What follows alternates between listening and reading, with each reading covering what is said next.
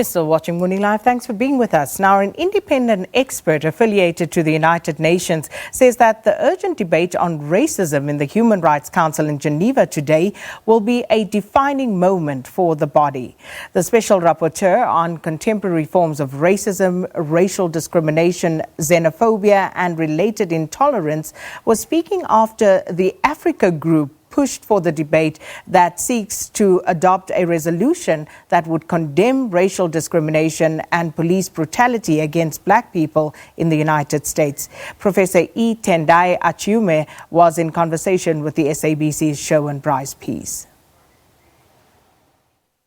Professor Tendayi Achiume, welcome to SABC News and thank you for your time. Thanks, Sherwin. It's a pleasure to join you.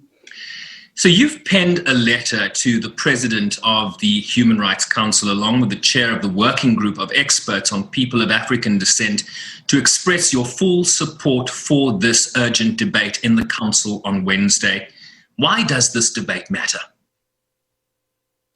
It matters a lot because, on many accounts, what we're experiencing is unprecedented. We have not just a national uprising in the US, but a transnational mobilization against systemic racism. And this mobilization, in my opinion, has been catalyzed by two things. One is a pandemic that has revealed the way that racial discrimination works in many parts of the world. Those who are worst impacted are racial and ethnic minorities.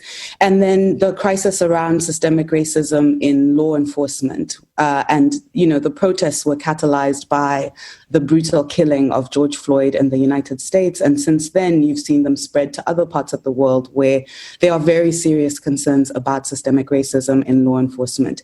As the world is going through this, it only makes sense that the body within the UN that is tasked with dealing with human rights should pay attention and prioritize this moment and really take action that is fitting of the situation.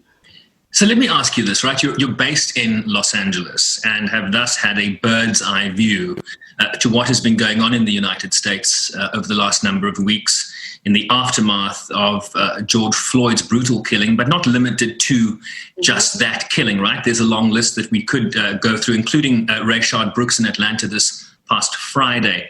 What have you made of this moment in America? It's been a long time coming. And I think it's important for people to recognize this. The death of George Floyd is just one, unfortunately, in a string of many others that extend back for decades. And even as the protests are going on, as you mentioned, on Friday, Rayshard Brooks was killed by police in the parking lot of a Wendy's. And so it's been a long time coming, and there are anti-racism activists who have really invested in really identifying all of the challenges and the flaws and the systemic racism in law enforcement, and have also really invested in reimagining what it might mean to have a more just and equal society, including the context of law enforcement. So being in Los Angeles at this time, I think it's very heartening to see that demands that people have been making for decades may actually be taken seriously in this moment, but also fearing for people's lives as a result of the pandemic, fearing for people's lives as a result of the way that law enforcement in some contexts has responded in this time. And so I think like everybody in the world, I've been filled with a sense of hope, but also a sense of deep concern and also worrying that what we're seeing now won't actually result in real changes down the line. So ensuring that we have some follow through, I think, is also an urgent dimension. Part of the narrative has been around, the system versus the symptom, right? So you issue a report to the General Assembly last year addressing the obligations of member states in relation to reparations for slavery and colonialism that you argue requires restitution and compensation for. Many argue that this is at the root of what we are seeing in the United States today. Do you agree? So I definitely agree that a serious part of the problem remains the failure to undo structures of injustice that were established during the period of slavery in this country. And I think too often people think of reparations very narrowly. They think it's just about cash payments. There's very much there is an aspect of reparation that it is about compensating people for their loss. But under international human rights law, reparations is also about undoing structures of injustice to prevent the recurrence of violations that are racially discriminatory. And so the analysis in the United States that is the most powerful is that the systemic racism that we're seeing in law enforcement is because of the very way that law enforcement was created, given this country's history of slavery. And so in my work, and this is why it's important, I think, for the Human Rights Council to engage, part of the work of undoing the systemic racism is undoing the structures that were initiated in prior periods.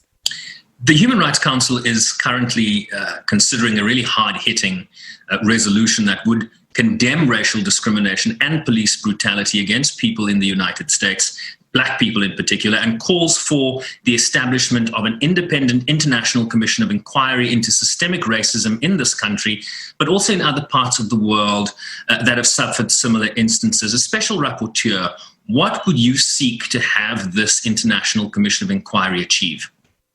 So first, I want to say that I am in full support of that kind of commission of inquiry, a commission of inquiry that would allow for international engagement and investigation of the situation in the United States. It's very clear that the domestic regime has been unable to protect Black people and other people in this country from systemic racism in law enforcement. And the purpose of this international commission would not be to replace local or national interventions, but rather to supplement them and say, here are the international human rights standards that can help with addressing the challenges in this country. And then the broader thematic aspect is to allow that commission to look at similar situations in other countries is also important, because the problem is not just in the US, even though it is acute in this country, as we have seen. There are other parts of the world that require that kind of intervention. I think when people hear international commission, there's a sense in which they might think, there's this foreign body parachuting in, trying to tell people what to do, who can solve their own problems. And that's the wrong way to understand the relationship between the international system and the domestic system. We know that national struggles for equality have been aided by global attention and by turning to global norms. This is the case for South Africa as well, where the fight against apartheid was truly a national fight, but it was part of the solution to have the international community come out in solidarity.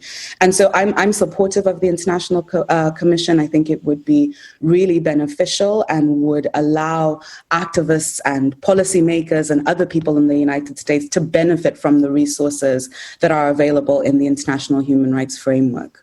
Final question for you. Do you believe that the Human Rights Council is built for this moment? They're essentially taking on the most powerful country in the world, and what we're hearing out of Geneva is that Western countries are pushing back at this resolution and against the initiative by the Africa Group. And just look at what's happened most recently to the International Criminal Court and the sanctions, the threats of sanctions that are being imposed. What are your expectations of the United States in this moment? I mean, I think you've kind of touched on that in your previous answer, but what do you expect them to do here and now? I think we have to ask who or what is the United States. And I think part of what we're seeing with the protests is contestation over the very meaning of what the US is and what it is in relation to other parts of the world as well. So in terms of my expectation of the Human Rights Council, the one thing I'll say is this will be a defining moment, and I'm keeping an open mind, hoping that the council will do the right thing, but this will very much be a defining moment. We will see at the end of tomorrow's debate exactly what kind of body it is and what it stands for in relation to racial justice. And I think we will also see who the US is in this moment as well, or at least what the national leadership is in terms of how they will position themselves in relation to this body. So it stands to be seen, and I'm really appreciative that the African group took the initiative to put this on the agenda. It's very important.